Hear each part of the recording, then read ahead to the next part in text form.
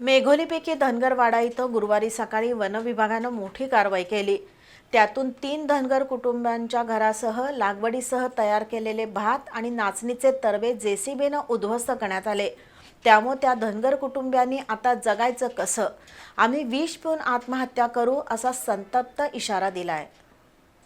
भुदरगड तालुक्यातील मेघोलीपैकी धनगरवाड्यावर गेल्या 50 ते 60 वर्षांपासून काही धनगर कुटुंब वनविभागाच्या हद्दीत राहतात। धुळू मालू यमकर, लक्ष्मण धोंडीबा गावडे आणि विठ्ठल ज्योतिबा कस्तुरे ही कुटुंब गेली सुमारे 50 वर्ष याच परिसरात शेती करत असल्याचं सांगतात। यंदाच्या हंगामासाठी या धनगर बांधवांनी भात आणि नाचणीचे तरवे बनवले होते। 2-3 दिवसात लागवड केली जाणार होती, पण बुधवारी वनविभागाचे काही अधिकारी पाहणी करून गेले आणि गुरुवारी 30 ते 40 वनकर्मचारी जेसीबीसह दाखल झाले।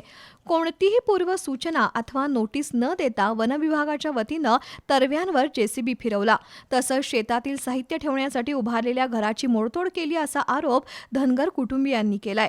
एकीकडे धुळू यमकर यांची आई गंभीर आजारी असून पत्नीवर हृदय शस्त्रक्रिया झाली आहे, तर 10 वर्षांचा मुलगा जन्मापासूनच अपंग आहे।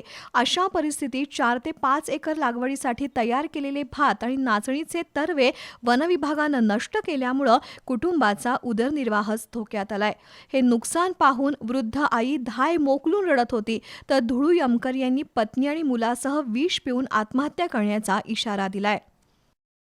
50 वर्षापासून आम्ही करत आहे, वडिलापासून, आणि त्यांनी अचानक हे केलं। आता राहायचं कुठं आणि हे आता आम्ही खायचं काय, जगाचं काय? शासनाने याची दखल घ्यायची आणि या अधिकाऱ्यांनी अचानक केल्यामुळं अधिकाऱ्यांना ही कारवाई व्हायलाच पाहिजे। ना तुम्ही आत्महत्या करून इथं जे घर होतं तिथंच मी उद्या औषध खाऊन आत्महत्या करून मरणार।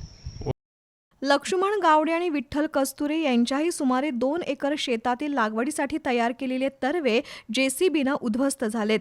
त्यामुळे बियाणं, खत, नांगरणी आणि मशागतीवर केलेला खर्च वाया गेलाय। कोणतीही पूर्व सूचना न देता अचानक झालेल्या या कारवाईमुळे धनगर कुटुंबीय आर्थिक अडचणीत आली असून आम्ही जगायचं कसं असा त्यांचा सवाल आहे।